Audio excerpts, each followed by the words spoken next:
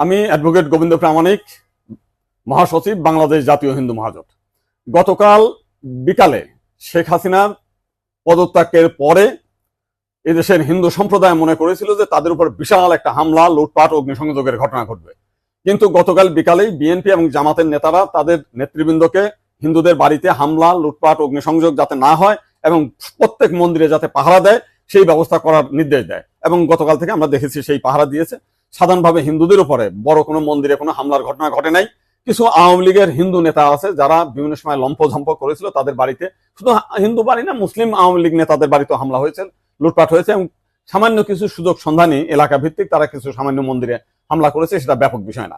কিন্তু আমরা দেখলাম যে ভারতের রিপাবলিক এইটাকে নিয়ে ব্যাপকভাবে রুমার ছড়াচ্ছে, নানান কিছু মিলে উদ্ভট কথাবার্তা বলছে। এবং আজকে দেখলাম শেখ হাসিনার নিয়ে তারা কাহিনী তৈরি করছে, বঙ্গবন্ধুর স্ট্যাচু ভাঙছে, সেটা নিয়ে তারা খুব দুঃখে